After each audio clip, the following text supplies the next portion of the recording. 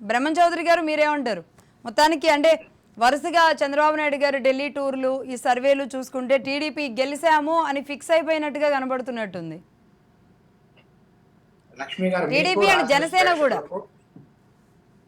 ప్రేక్షకులకు లక్ష్మి గారు మీకు జనసేన మీకు రాజ్ న్యూస్ ప్రేక్షకులకు డిబేట్ లో ఉన్నటువంటి నా తోటి కో ప్యానలిస్టులందరూ కూడా తెలుగుదేశం పార్టీ పక్షాన ధన్యవాదాలు కొద్దిగా తెలియజేసుకుంటూ, ఇప్పుడు నాకంటే ముందు అనలిస్ట్ గారు చెప్పిన విధంగా ఒక 2 సంవత్సరాలకు ముందు ప్రభుత్వం పైన ఒక అభిప్రాయం ఉంటుంది, సంవత్సరంకి ముందు ఒక అభిప్రాయం ఉంటుంది, ఎన్నికల ముందు ఒక అభిప్రాయం ఉంటుంది, ఇంకా చేస్తారేమో చూద్దామని అనేటువంటి ధోరణిలో ఉండేటువంటి వ్యక్తుల యొక్క అభిప్రాయం ఒకటి ఉంటుంది. ఏది ఏమైనా కూడా ప్రధానంగా ఈ మధ్యకాలంలో సర్వేస్ అనేటివి రాజకీయ పార్టీల యొక్క దృష్టిని ఆకర్షిస్తూ ఉన్నాయి, ప్రజల దృష్టిని మరలుస్తూ ఉన్నాయి. కొన్ని ఒరిజినల్ సర్వేస్ ఉన్నాయి, కొన్ని ఫేక్ సర్వేస్ ఉన్నాయి. ఏది ఒరిజినల్ ఏది ఫేక్ కూడా డిసైడ్ అవ్వలేనటువంటి పరిస్థితుల్లో ఉన్నాయి. కానీ ఇందాక అనలిస్ట్ గారు చెప్పిన విధంగా ఎగ్జిట్ పోల్స్, ఆ తర్వాత సర్వేస్, అదే విధంగా ప్రిడిక్షన్స్ కూడా కొన్ని ప్రిడిక్షన్స్ కూడా కొన్ని ఛానల్స్ రిలీజ్ చేస్తూ ఉన్నాయి.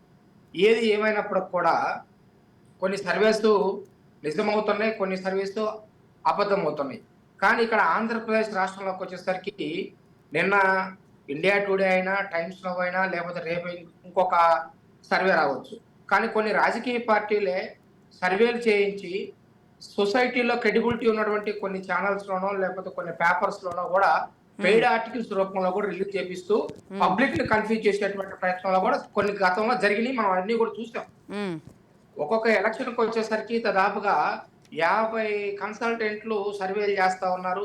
ఏ పార్టీకి అనుకూలంగా వస్తే ఆ పార్టీ వాళ్ళు మరలా తర్వాత కొన్ని ఛానల్స్ లో టెలికాస్ట్ చేయించడం, కొన్ని పేపర్స్ లో చేయించడం, సోషల్ మీడియాలో తిప్పటం, అవన్నీ కూడా మనం చూస్తా ఉన్నాం. ఇవన్నీ కూడా పబ్లిక్ ని కన్ఫ్యూజ్ చేయడం కోసం జరుగుతున్నాయని చెప్పేసి ప్రస్తుతం అయితే మాత్రం భావిస్తా ఉన్నారు. ఒక అడుగు ముందుకేసి లాస్ట్ 2-3 ఎలక్షన్స్ కానించి లక్ష్మి గారు బెట్టింగ్స్ యాప్స్, మనం బెట్టింగ్స్ ఎప్పుడు కూడా క్రికెట్ లో స్పోర్ట్స్ లో చూసేవాళ్ళం. కానీ రీసెంట్ గా వచ్చేసరికి బెట్టింగ్ యాప్స్ అని చెప్పేసి కొన్ని ఆన్లైన్ లో వచ్చి వాటిల్లో కూడా తెలుగుదేశం పార్టీ అధికారంలోకి వస్తుందని నమ్ముతున్నారా, 50% అయితే ఎంత ఇస్తాం, 60% అయితే ఎంత ఇస్తాం, వైసీపీ అయితే ఏంటి, బీజేపీ అయితే ఏంటి, లేకపోతే బీఆర్ఎస్ అయితే ఏంటి, ఇవన్నీ కూడా చాలా వచ్చేసినాయి.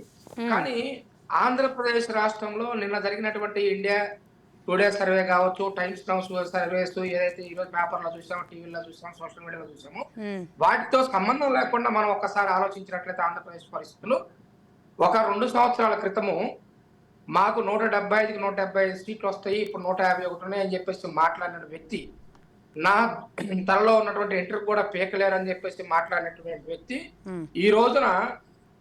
ఈ రోజున గెలిచే పరిస్థితి కనపడక ఆయన ఎలా మాట్లాడుతున్నారు ఏంటి అనేది ప్రజలు అర్థం చేస్తున్నారు. ఆ తర్వాత ప్రిడిక్షన్స్ లేకపోతే ఎగ్జిట్ పోల్స్ లేకపోతే సర్వేస్ ఇవన్నీ పక్కన పెడితే లక్ష్మి గారు, బిఫోర్ కూడా మన ఇద్దరు ఒక డిబేట్ లో మాట్లాడుకున్నాం, నన్ను ఏమి చేయలేరు 151 సీట్లు అని చెప్పేసి ఎమ్మెల్యేలతో మీటింగ్ పెట్టి పదే పుంకానుపుంకాలుగా చెప్పిన తర్వాత జరిగినటువంటి ఎలక్షన్, రీసెంట్ గా జరిగినటువంటి ఎలక్షన్ గ్రాడ్యుయేట్ ఎలక్షన్స్ మేడం. దాదాపుగా 9 జిల్లాలో జరిగినటువంటి గ్రాడ్యుయేట్ ఎలక్షన్స్ లో అటు ఉత్తరాంధ్ర కానీ ఇటు రాయలసీమ జిల్లాల్లో ఏదైతే జగన్మోహన్ రెడ్డి గారికి 151 సీట్లలో క్లీన్ స్వీప్ చేసినటువంటి తన సొంత సామాజిక వర్గం వాళ్ళు ఎక్కువగా ఉండేటువంటి ప్రాంతంలో రాయలసీమ జిల్లాలో జరిగినటువంటి 2 గ్రాడ్యుయేట్ ఎమ్మెల్సీలో తెలుగుదేశం పార్టీ గెలవటం జరిగింది, ఉత్తరాంధ్రలో తెలుగుదేశం పార్టీ గెలవటం జరిగింది. ఈస్ట్ వెస్ట్ లో మేజర్ గా కొంత జనసేన ప్రభావం ఉంటుంది. ఆ 2 జిల్లాల ఎలక్షన్ జరగకపోయినప్పుడు కూడా రేపు జనసేన టీడీపీ అలయన్స్ లో క్లీన్ స్వీప్ చేయబోతా ఉంది. కాబట్టి నేను ఏమంటున్నానంటే ఇవాళ ప్రెడిక్షన్స్ కానీ సర్వేస్ కానీ ఎగ్జిట్ పోల్స్ తో పని లేకుండా ఆంధ్రప్రదేశ్ రాష్ట్ర రాజకీయాల మీద కొంచెం అవగాహన ఉన్నటువంటి ఏ వ్యక్తికైనా కూడా సరే సర్వేలతో కూడా సంబంధం లేకుండా కానీ ఇక్కడ 2 సర్వేలు 2 రకాలుగా ఉన్నాయని అనుకుందామండి. అంటే మీరు అంటే ఏదైనా సర్వేని నమ్ముతున్నారా? పోనీ ఈ లెక్క అది ఇండియా టుడే మీకు ఫేవర్గా వచ్చింది అనుకుందాం, 17 TDP and Janasena, 8 YCP India today. Times now వచ్చే వరకు 19 వైసీపీ, 6 టీడీపీ అలయన్స్ అంటున్నారు. ఏది మీకు నమ్మకం అనిపిస్తుంది? లక్ష్మి గారు నాకు ఒక 2 మినిట్స్ టైం ఏంటి, ఇంటరప్ట్ చేయండి దయచేసి. నేను ఏమంటున్నా అంటే మేము సర్వేలు మాకు అనుకూలంగా వచ్చిన సర్వేని చూసి అబ్బురు పడిపోవాల్సిన అవసరం లేదు, లేకుంటే 2 సీట్లు తక్కువ వచ్చినటువంటి సర్వేని చూసి మేమేదో నిరాశపడాల్సినటువంటి అవసరం లేదు.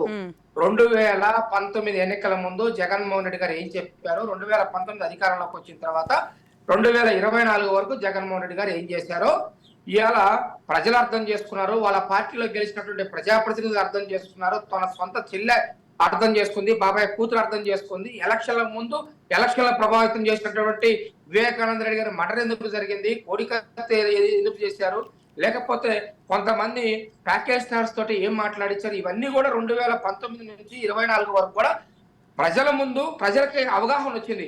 అంటే వీళ్ళు అధికారం కోసం జగన్మోహన్ రెడ్డి ఏదైనా చేస్తాడు, సొంత బాబాయిని చంపాడు, అదే విధంగా తన కోడికత్తి శ్రీను డ్రామా ఆడాడు, ఇవన్నీ కూడా ప్రజలకు అర్థమైపోయింది. సొంత చెల్లె బయటకు వచ్చి ఈ రోజున మా అన్నయ్య బాయ్ బాయ్ జగన్మోహన్ రెడ్డి ఇంకోసారి ముఖ్యమంత్రి అయితే భూ కబ్జాలు పెరుగుతాయి, ఆ మర్డర్లు పెరుగుతాయి అని చెప్పేసి ఒక పక్కన షర్మిలారెడ్డి గారు మాట్లాడుతా ఉన్నారు, ఓ పక్కన కోడికత్తి శ్రీను వైపు మాట్లాడుతా ఉంది, ఓ పక్కన వివేకానంద రెడ్డి కూతురు మాట్లాడుతా ఉన్నారు.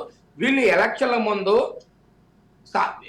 ముందు ప్రాంతాల మధ్యలో మతాల మధ్యలో చిత్తు పెట్టారు, ఆ తర్వాత మర్డర్లు చేశారు.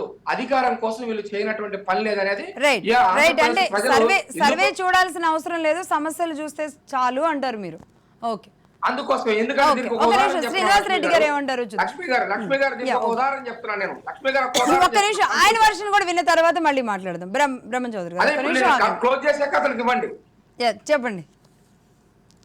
నేను ఏమంటానంటే మేడం, లోకేష్ గారు ఎప్పుడైతే 2022 జనవరి 27వ తారీఖున కుప్పంలో పాదయాత్ర మొదలు పెట్టారో, ప్రజల బ్రహ్మరథం పట్ల మొదలు పెట్టారో, అప్పటి వరకు ప్రభుత్వం అంటే కోపం ఉన్నటువంటి వ్యక్తులందరూ కూడా బయటికి రావటం మొదలు పెట్టారు, లోకేష్ గారికి సంఘీభావం తెలియజేశారు.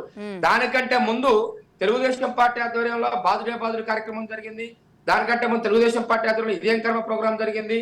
అదే విధంగా ఈ రోజు వచ్చేసరికి భవిష్యత్తు గ్యారంటీ కార్యక్రమం జరుగుతూ ఉంది. ఈ విధంగా ఈ భవిష్యత్తు గ్యారంటీ కార్యక్రమానికి కానీ, బాదుడే కానీ, లేకుంటే ఇదేం కర్మ కార్యక్రమానికి, ఇప్పుడున్నటువంటి ఏదైతే శంకారావం కార్యక్రమమో, సూపర్ 6 అనౌన్స్ చేసుకున్న తర్వాత చంద్రబాబు నాయుడు గారు చేపట్టినటువంటి కార్యక్రమాలు, ఇవన్నీ చూస్తే ప్రజలందరూ కూడా వన్ సైడ్ గా చంద్రబాబు నాయుడు గారి మీటింగులకి, పవన్ కళ్యాణ్ గారి మీటింగులకి, లోకేష్ బాబు గారి మీటింగులకి, చివరికి భువనేశ్వర పర్యటిస్తుంటే కూడా వేలాది మంది బయటకు వచ్చి సంఘీభావం తెలియజేస్తా ఉన్నారు. మేము ఒక తప్పు చేస్తాము, ఎప్పుడు ఎన్నికలు వచ్చినా కూడా సరిదిద్దుకొని మళ్ళీ చంద్రబాబు నాయుడు గారిని, పవన్ కళ్యాణ్ గారి నేతృత్వంలో ఏర్పడినటువంటి